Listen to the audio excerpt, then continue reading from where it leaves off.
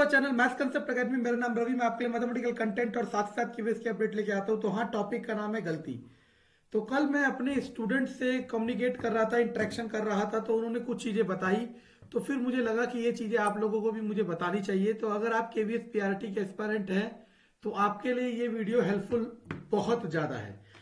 तो उन्होंने मुझे बताया कि कई यूट्यूबर्स ये कह रहे हैं, कई टीचर्स ये कह रहे हैं कि जैसे ये टॉपिक मनी है, मैथमेटिक्स का सब्जेक्ट स्पेसिफिक का ये टॉपिक मनी है, तो मनी के अंदर आपके पास सिंपल इंटरेस्ट भी आएगा, कंपाउंड इंटरेस्ट भी आएगा, ये भी कह रहे हैं। ठीक है ना।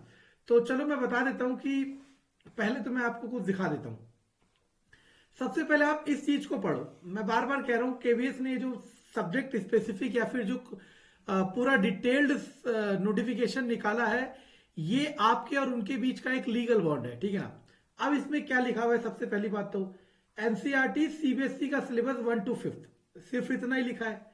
इसके बाद सेकेंडरी लेवल तक, मतलब अप टू 12th क्लास, वो भी क्या होगा, सीबीएसई होगा, ये एनसीईआरटी होगा, है ना। अब सुनना मैं आपको क्या कह रहा हूं। अब मेरी बात ये ध्यान से सुनना कि अगर आप मनी टॉपिक को उठाते हो, मनी टॉपिक को उठाते हो, तो मनी टॉपिक में आपके पास सिंपल इंटरेस्ट, कंपाउंड इंटरेस्ट और आपके पास इंस्टॉलमेंट,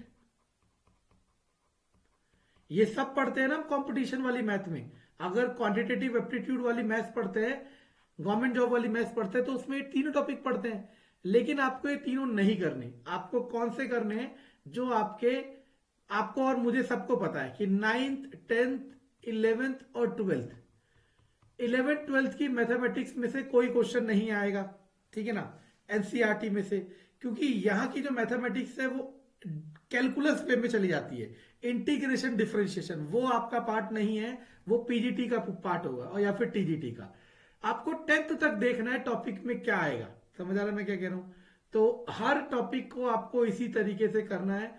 और जैसे मेंटल अर्थमेटिक है, कई टीचर ये कह रहे हैं कि अर्थमेटिक में आपके पास अर्थमेटिक प्रोग्रेशन भी आ जाएगा। ऐसे तो आप जोड़ना चाहो तो कुछ भी होता चला जाएगा। ठीक है ना। ये आपका पेपर है, रिस्क लेना ना लेना ये आपके ऊपर है। लेकिन मैं बस यही बताना चाह रहा हूं कि आप अनजाने में ऐसी गलती मत कर देना कि उन्होंने सिलेबस को, क्योंकि पहले क्या था, एनसीईआरटी की मैथ प्लस कंपटीशन वाली मैथ, गवर्नमेंट जॉब वाली मैथ्स दोनों थी, उन्होंने इसको हटाया ताकि आप सिर्फ इस पे फोकस कर सको और अच्छा परफॉर्म कर सको। और ऐसा ना हो आप गलती के चक्कर में इसको करते चले जाए। अब यही क्वेश्चन आता है कि सर क्या करें। तो आपको 2-3 दिन में, 2 या 3 दिन में आपको एक वीडियो मिल जाएगी जिसमें मैं आपको बता दूंगा कि आपको सिर्फ यही चैप्टर करने हैं। ठीक है ना। और जब तक आप क्या कर सकते हो, जब तक आप ये कर सकते हो कि कोई भी एक टॉपिक उठा लो। लाइक आपने मल्टीप्लीकेशन उठाया, तो मल्टीप्लीकेशन में आपको डेसिमल का मल्टीप्लीकेशन और मल्टीप्लीकेशन से बना क्वेश्चन, लाइक ये भी आ सकता है 0.2 मल्टीप्लाई 0.003 मल्टीप्लाई 0.2 प्लस 0.4, मतलब वो बॉड मास का इंप्लीमेंटेशन कर सकता है। तो आपको क्या करना है, बार बार कह रहा हूं और वही चीज कह रहा हूं, आपको पहली से लेके 8वीं तक, पहली में तो होता ही नहीं है, हटाओ यार, होता है वो थोड़ा ना करना है तुमने, 4th या 5th से लेके 8th तक एनसीईआरटी उठानी है। और अगर आपको डाउट लग रहा है तो सारे के सारे टॉपिक कर जाओ उस एनसीईआरटी के। और अगर आप बिल्कुल क्लियर कट होना चाहते हो तो इन हेडिंग वाले चैप्टर्स या इन हेडिंग वाली एक्सरसाइज कर दो बस। और कुछ टॉपिक है जो 10th तक जाएंगे, जैसे मैं आपको बता देता हूं कौन कौन से टॉपिक है जो आपको 10th में मिल जाएंगे। हालांकि देखो, अब यही है, यहां खेल नंबर 1 बनने का है। अगर कोई कोई बात कहेगा या मैं कोई बात कहूंगा तो उसको छोटा बनाना बहुत आसान है। अगर आप डिवाइड की बात करते हो तो क्या डिवाइड में सिर्फ यही डिवाइड होता है? नहीं। यही डिवाइड होता है? नहीं। डिवाइड में तो मैं आपके पास एक न्यूमेरिकल बना सकता हूं, टाइम एंड वर्क का न्यूमेरिकल बना सकता हूं कि 10 आदमी किसी काम को 5 दिन में करते हैं, तो एक आदमी उस काम को कितने दिन में करेगा। तो इंप्लीमेंट तो यहां पे भी मैथमेटिक्स होगी, मल्टीप्लाई इंप्लीमेंट होगी या फिर डिवाइड इंप्लीमेंट होगी।